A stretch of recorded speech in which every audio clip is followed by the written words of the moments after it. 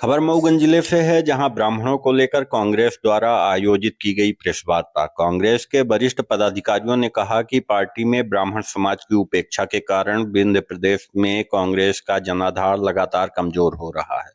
इसी मुद्दे पर 11 अक्टूबर को मऊगंज के उत्सव पैलेस में चिंतन बैठक का आयोजन किया जा रहा है। किसान कांग्रेस के प्रदेश महासचिव राम बहादुर शर्मा, पीसीसी सदस्य एवं देवतलाव विधानसभा क्षेत्र के वरिष्ठ कांग्रेस नेता डॉक्टर विनोद शुक्ला ने मऊगंज में आयोजित प्रेस वार्ता में कहा कि कांग्रेस पार्टी को पुनः सशक्त बनाने के लिए ब्राह्मण समाज की सक्रिय भागीदारी बहुत ही आवश्यक है। उन्होंने बताया कि चिंतन बैठक में क्षेत्र के वरिष्ठ ब्राह्मण नेता शामिल होंगे और पार्टी संगठन में समाज की भूमिका एवं भागीदारी को लेकर रणनीति तय की जाएगी। प्रेस वार्ता के दौरान कांग्रेस नेता तेज प्रताप तिवारी, राजीव तिवारी समेत कई अन्य पदाधिकारी मौजूद रहे। आइए जुड़ते हैं सीधे, देखते हैं उन्होंने क्या कुछ कहा। सम्माननीय राहुल गांधी की सोच है कि जिसकी जितनी भागीदारी उसकी उतनी हिस्सेदारी। एक्चुअली यदि देखा जाए तो रीवा संभाग में जितने जिले हैं उसमें करीब करीब 25 से लेकर के 29% तक ब्राह्मण समाज के लोग निवास करते हैं और वोटर हैं।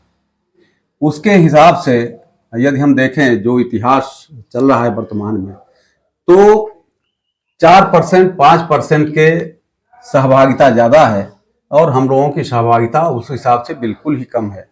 और यही एक वजह मूल रूप से समझ में आ रही है कि आज का ब्राह्मण समाज कांग्रेस से कटता चला जा रहा है और कांग्रेस कमजोर होती जा रही है। इसी मुद्दे को लेकर के हम लोगों ने 11 तारीख को इसी उत्सव पैलेस में चिंतन शिविर का आयोजन किया है और इसी मुद्दे को लेकर के आज आप लोगों के दर्शन हुए हैं। लगभग 25 वर्षों के अंतराल में मऊगंज विधानसभा में कोई ब्राह्मण चेहरा कांग्रेस पार्टी से नहीं आया। नहीं, ऐसा तो नहीं कह सकते। आदरणीय श्रीनिवास तिवारी जी थे जो बिंद को लीड करते थे और ब्राह्मण चेहरा थे। नहीं, मऊगंज विधानसभा। हाँ, मऊगंज विधानसभा क्षेत्र में ये सही है कि कोई ब्राह्मण चेहरा अभी फिलहाल में नहीं आया। इससे पहले जो है तो उदय प्रकाश मिश्र जी थे, इनसे पहले रामधनी मिश्र जी थे और इससे पहले अच्युतानंद मिश्र जी थे। ये लोग रहे हैं ब्राह्मण चेहरा और इनको जब टिकट मिली है तो चुनाव जीते भी हैं।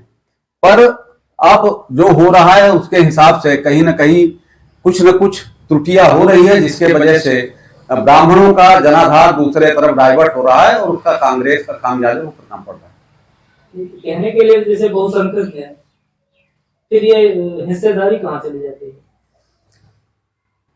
अब हिस्सेदारी की तो कई वजह है। अब पार्टी की गाइडलाइन से हट करके हम बात नहीं करेंगे, पर कहीं ना कहीं से विसंगति है। उसी चीज को लेकर के हम लोग जो विचार मंथन करेंगे, जो आपस में चिंतन करेंगे, तो इसका फीडबैक सम्माननीय राहुल गांधी जी के पास भेजेंगे कि इसके वजह से पार्टी कमजोर हो रही है। हो सकता है कुछ न कुछ सुधार हो और हम लोगों को यहाँ पर प्रतिनिधित्व मिले।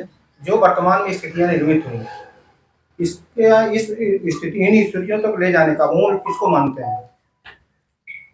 यानी ऐसा क्यों हुआ? अब कहीं न कहीं परिवारवाद तो हावी है, कहीं न कहीं परिवारवाद हावी है। सत्यता को अस्वीकार नहीं किया जा सकता। आप सभी जानते हैं, हम लोग भी जानते हैं। जब तक कांग्रेस पार्टी में परिवारवाद का बोलबाला रहेगा तब तक कहीं न कहीं नुकसान झेलना पड़ेगा।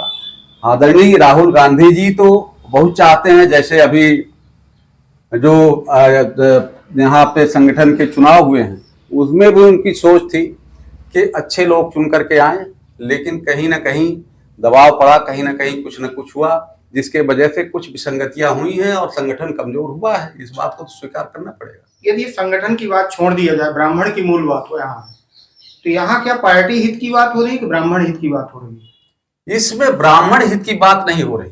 किसी भी जाति विशेष के हम लोग विरोध में नहीं है। हम सिर्फ पार्टी के हित के बात के लिए चिंतन कर रहे हैं। चूंकि ब्राह्मण बाहुल्य क्षेत्र है रीवा संभाग, तो यदि एक जाति विशेष किसी पार्टी से किनारे चली जाएगी तो उस पार्टी को सफलता मिलना असंभव हो जाएगा। इस कारण से हम लोग चाहते हैं कि ब्राह्मण भी जुड़ें कांग्रेस पार्टी से। और जैसा आप लोगों ने इतिहास देखा होगा कि इसी रीवा जिले में 8 की 8 सीटें कांग्रेस की आया करती थी। उस समय श्रीनिवास तिवारी जी ब्राह्मण चेहरा हुआ करते थे और ब्राह्मण वोट दिया करते थे।